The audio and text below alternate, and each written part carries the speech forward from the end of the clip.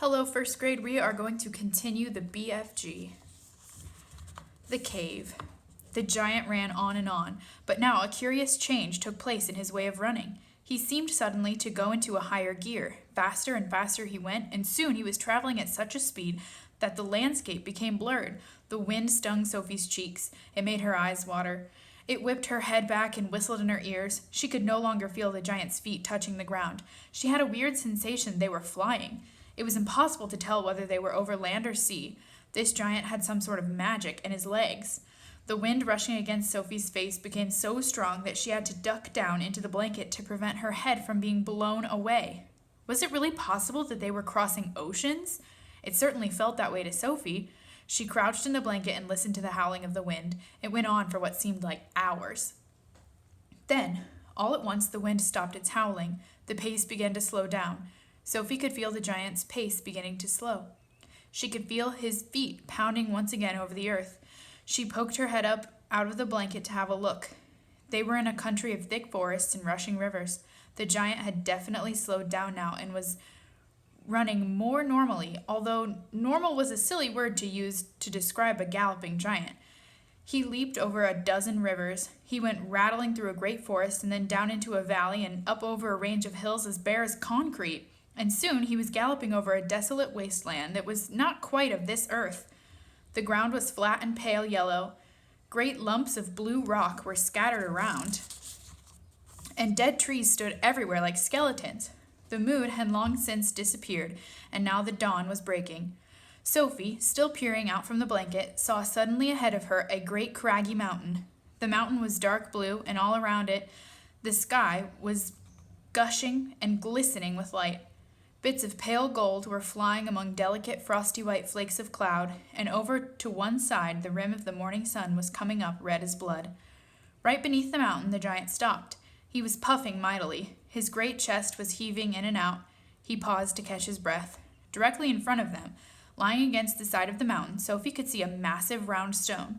It was as big as a house. The giant reached out and rolled the stone to one side as easily if it had been a football. And now, where the stone had been, there appeared a vast black hole.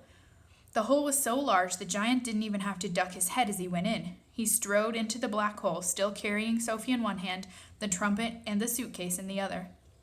As soon as he was inside, he stopped and turned and rolled the great stone back into place so that the entrance to his secret cave was completely hidden from the outside. Now that the entrance had been sealed up, there was not a glint of light inside the cave. All was black. Sophie felt herself being lowered to the ground. Then the giant let go of the blanket completely. His footsteps moved far away. Sophie sat there in the dark, shivering with fear. "He's getting ready to eat me," she told herself. "He'll probably eat me raw, just as I am. Or perhaps he will boil me first. Or he will have me fried. He will drop me like a rasher of bacon into some gigantic frying pan sizzling with fat." A blaze of light suddenly lit up the whole place. Sophie blinked and stared. She saw an enormous cavern with a high rocky roof. The walls on either side were lined with shelves, and on the shelves there stood row upon row of glass jars. There were jars everywhere. They were piled up in the corners. They filled every nook and cranny of the cave. In the middle of the floor there was a table 12 feet high and a chair to match.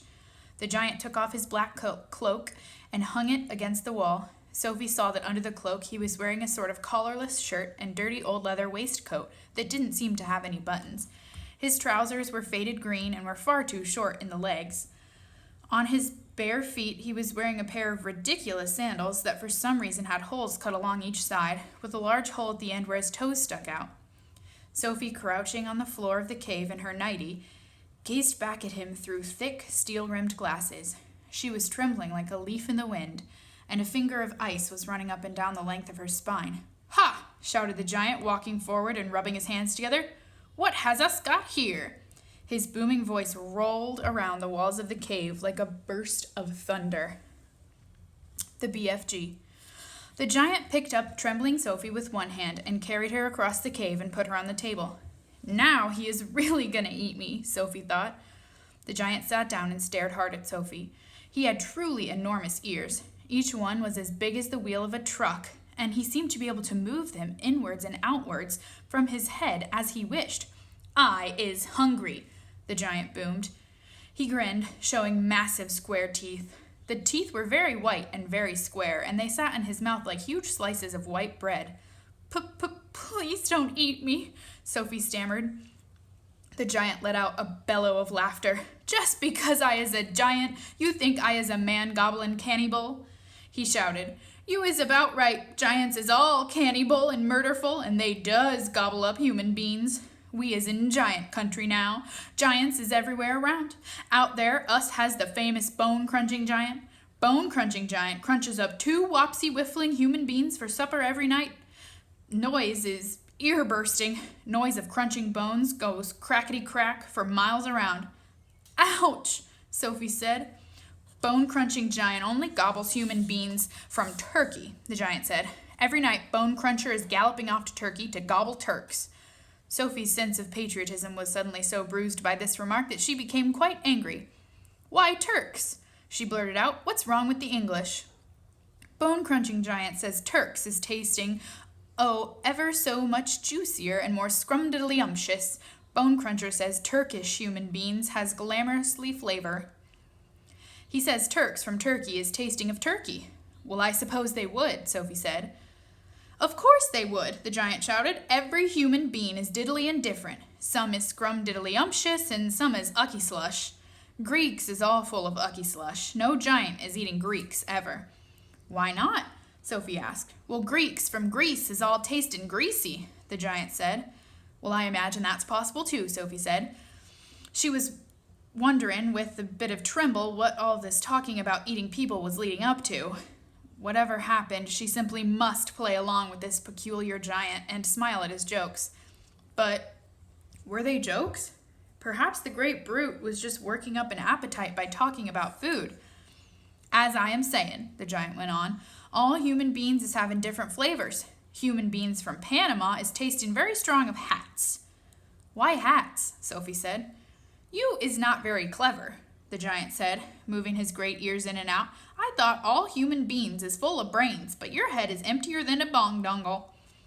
Do you like vegetables? Sophie asked, hoping to steer the conversation toward a slightly less dangerous kind of food. You is trying to change the subject, the giant said sternly. We is having an interesting babblement about the taste of human being. The human being is not a vegetable. Oh, but the bean is a vegetable, Sophie said. Not the human bean, the giant said. The human bean has 2 legs, and a vegetable has no legs at all. Sophie didn't argue any more. The last thing she wanted to do was make the giant cross. The human bean, the giant went on, is coming in dillions of different flavors. For instance, human beans from Wales is tasting a very whooshy of fish. There is something very fishy about Wales.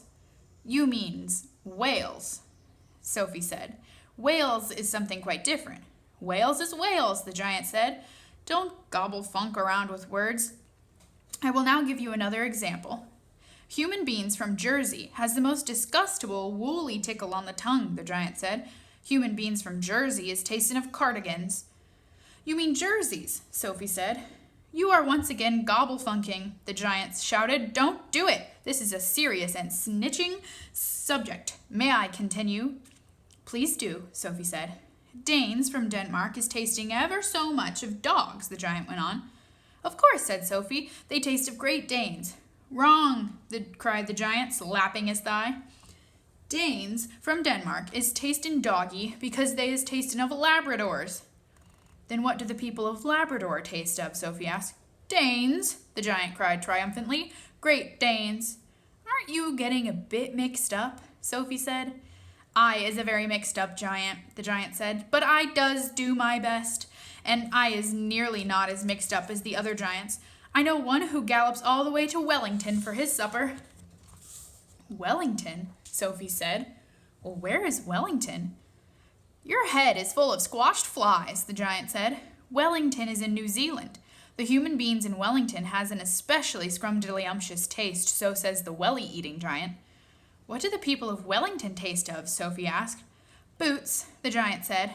Of course, said Sophie. I should have known.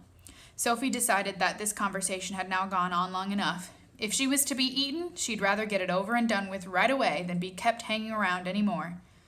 "What sort of human beings do you eat?" she asked, trembling. "Me?" shouted the giant, his mighty voice making the glass jars rattle on their shelves. "Me gobbling up human beings? This I never. The others, yes. All the others is gobbling them up every night, but not me. I is a freaky giant. I is a nice and jumbly giant. I is the only nice and jumbly giant in giant country. I is the big, friendly giant. I is the BFG. What is your name?" "My name is Sophie," Sophie said, hardly daring to believe the good news she had just heard.